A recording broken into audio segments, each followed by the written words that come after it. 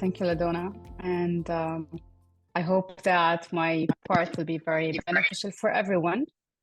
Ricky, if you don't mind, I would like to share my screen as well. Yeah, I think I can do that right now.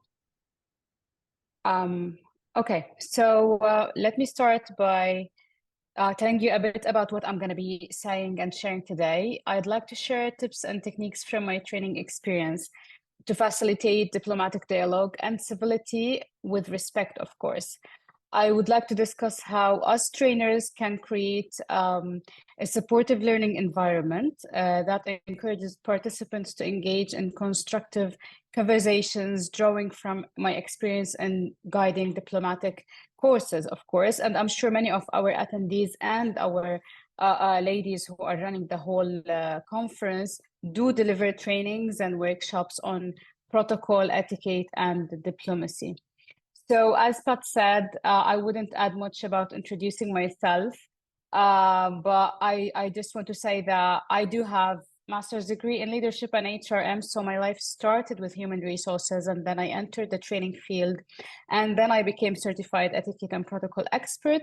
And finally, I'm now an associate certified coach by ITF2.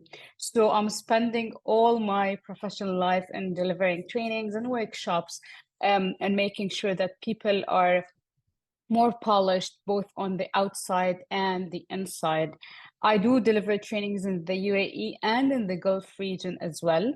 And as trainers in the field of etiquette, protocol, and culture diplomacy, I do believe that we do have a very significant responsibility actually in guiding diplomats towards effective and respectful communication in their diplomatic engagements.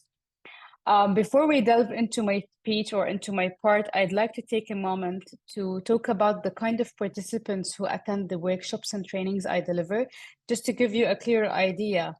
So basically, I do work with public sector. A huge percentage of the participants in these courses are future diplomats, poised to represent their nation, which is the UAE, on the global stage. And then I do deliver trainings for the private sector as well, and for the public, which is individuals and groups as well. It's very essential to recognize that the gravity of the responsibility I have and the role of the effective communication plays a lot in diplomatic relations, and I'm sure you're very familiar with that. Being a role model for those participants in the training room through diplomatic communication during the sessions I deliver, I do believe that it does matter a lot. And I believe that we as trainers and educators can inspire them too. So it's not only by being in the field, but by attending those training courses and workshops. When we talk about being diplomatic in general, whether you're a diplomat or not, being diplomatic, we talk about different aspects and skills that every person needs to be diplomatic or to have the characteristic of being diplomatic. Starting from the personal abilities, the communication skills that they need, the active listening that is really essential, and I'm going to talk a bit more about it, conveying messages, building and maintaining relationships, building rapport with others, respecting culture, especially that I live in Dubai, which is a melting pot for all cultures in the world, and finally navigating conflict, whether it was by being a diplomat yourself or even in the training room or while delivering those workshops. I'm very sure that you're very familiar with the Harvard study that reported in Forbes. It revealed that one's success relies 85% on soft skills and 15% on hard skills or technical skills. I actually do believe that soft skills are hard in business. And by saying that, I mean that soft skills are hard to maintain, to get in the first place and to maintain, and they are extremely essential. And when we talk about being diplomatic, I believe that it's one of the most important soft skills that anyone needs, especially people who work in etiquette, protocol, and diplomacy. They say, tell me I forget, teach me I remember, involve me I learn. And I do believe that us educators and trainers, being a role model for the participants through diplomatic communication during the sessions they attend matters a lot. And I do believe that we can be a source of inspiration. As a trainer myself, I find it imperative not only to convey knowledge and teach them, but also to serve as a role model for these future diplomats by modeling diplomatic dialogue and fostering an atmosphere of civility and respect. I instill in participants those values and practices that are essential for their future diplomatic interactions. First of all, let me begin by acknowledging the important role of trainers in creating a supportive learning environment. And it starts, and I do believe that we do understand that the foundation of constructive dialogue rests rests upon an atmosphere of mutual respect and understanding. And if you can imagine having those participants in one training session, I do take some very important steps to cultivate such environment by setting some ground rules at the very beginning of those sessions to make sure that they prioritize active listening, empathy, and open-mindedness.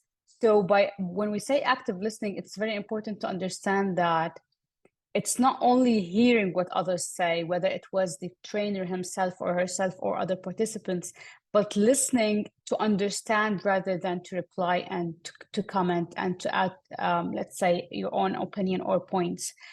So when I talk about the participants who attend my trainings, they are either from diverse culture background, like all people who live in the UAE, or they represent the UAE in different countries. So they either come from a different background themselves, or actually they are all Emiratis, but their job is to represent the UAE in different cultures. So understanding different culture is very important. And by understanding different cultures, I do believe that you'll be able to listen differently because we don't all speak the same way or communicate the same way.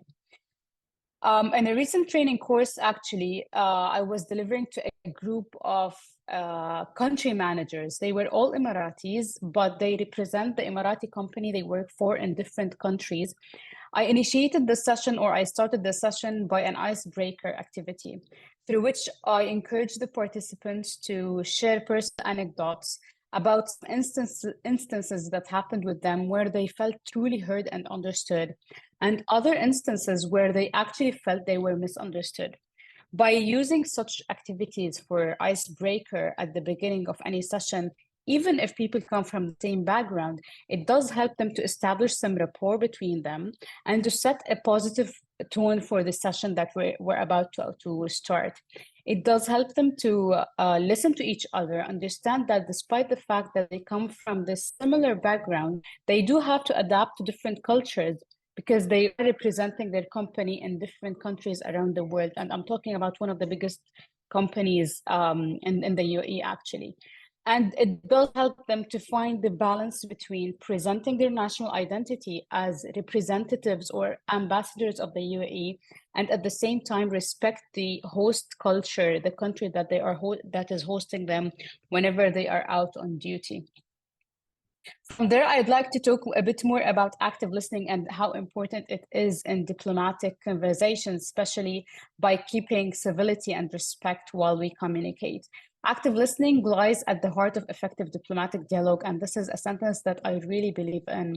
As a trainer, I do employ various exercises to emphasize the importance of active listening, to encourage those diplomats to engage in deep empathetic listening that goes beyond the surface level of understanding. And of course, you know that we don't only listen using our ears, we use our eyes and facial expression as well.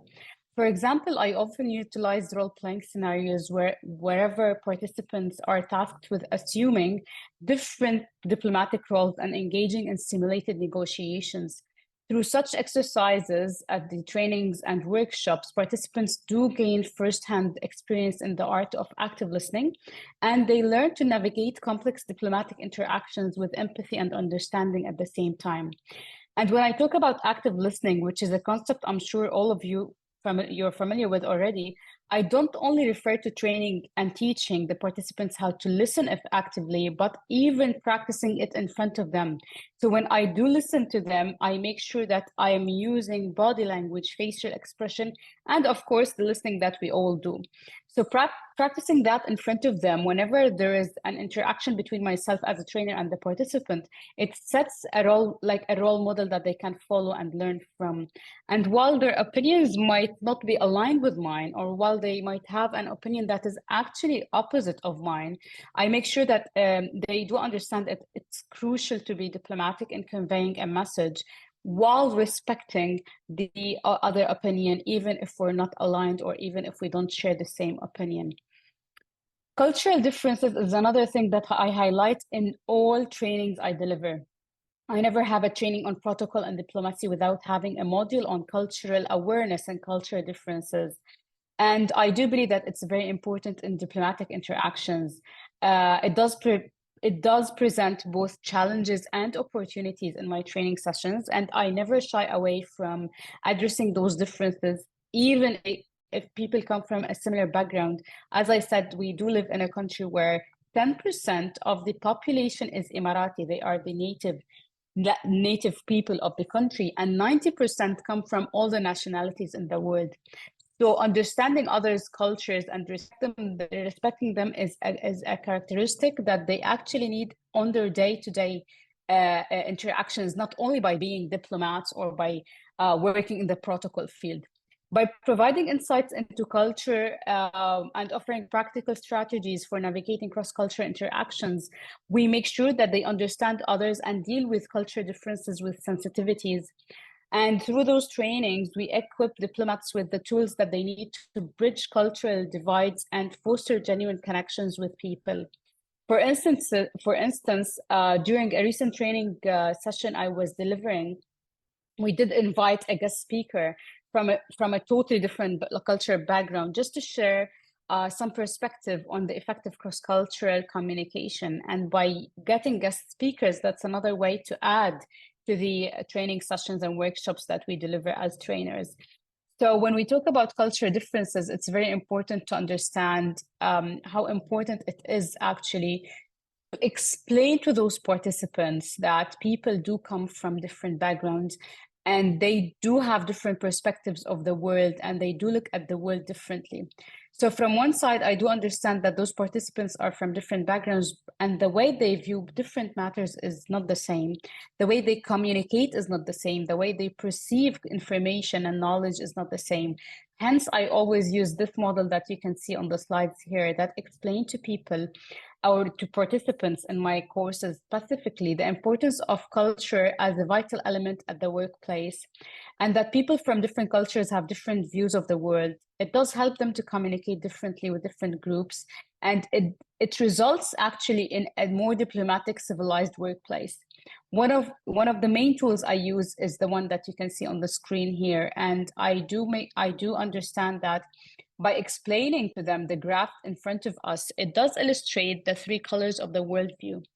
It does tell you that there's a diverse way, and it gives language to our cultural thinking and speaking and acting influences our daily interactions. So if you look at the graph in front of you, you can see that people from different cultures either look at the world or their driver towards making decisions, whether it's in the workplace or in day-to-day life.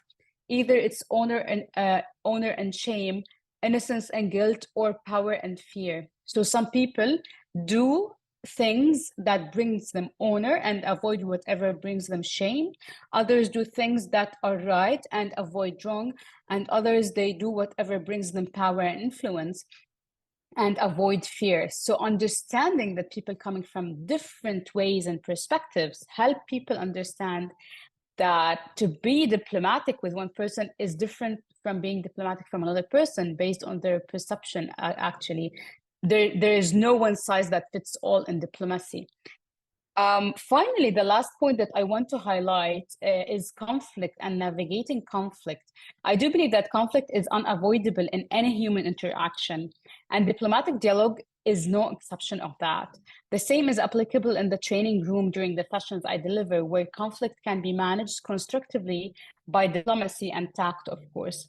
In those training sessions, we empower diplomats with conflict resolution skills that does help them, and strategies, of course, that does help them to de-escalate tense situations by emphasizing the importance of maintaining composure, active listening, seeking common ground between each other, and finally navigating conflict with grace and professionalism to preserve relationships. That's the main role of any diplomat in the world, is to preserve relationships between people representing different countries and different cultures.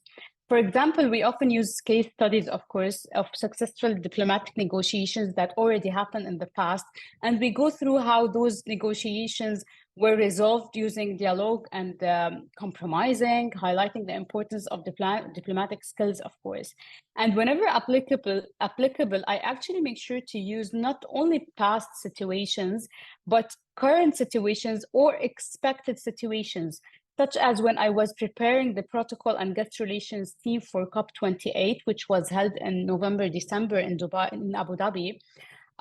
We trained those employees and participants to answer critical questions related to the current political situation in the Middle East from foreign delegations. So they were actually trained how to answer diplomatically any questions related to the war that is happening recently without looking like they have no opinion or they have no say in it.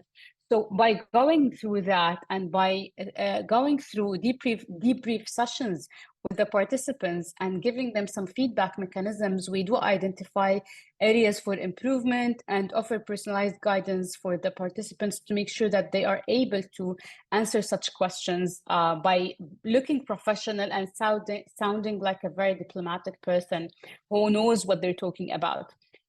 Finally, in closing, I'd like to say, or I'd like to emphasize that facilitating diplomatic dialogue and fostering civility, it's a really noble cause, actually. And I do believe that it does require dedication, empathy, and expertise. And as trainers, we do have the privilege and the responsibility to guide diplomats towards effective communication and respectful communication in any diplomatic engagement.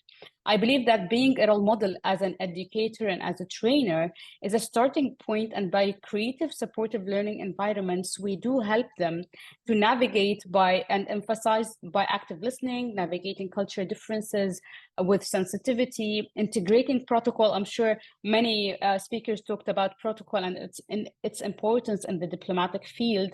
So integrating protocol into diplomatic interaction, fostering a culture of continuous learning, and contributing to a stronger diplomatic relation on a different level. And eventually, all of that, and the main cause and the main driver behind all of that, is to eventually get a more harmonious world. So I hope in a nutshell, I could deliver my main idea on the importance of all of that in the protocol field from a different point of view, which is a person who's trying to transfer all the knowledge and teach people how to be more diplomatic and how to apply etiquette and protocol in their day-to-day life. If you do have any questions, please, I'd love to answer them. And I'd like to thank you all for listening and thank the ladies here for having me for the second time at the World Protocol Matters Conference. Thank you.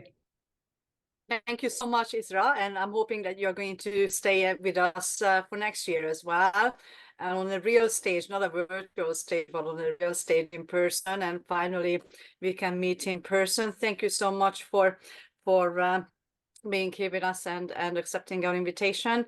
And I wish you good luck with the upcoming trainings and sessions that you will have.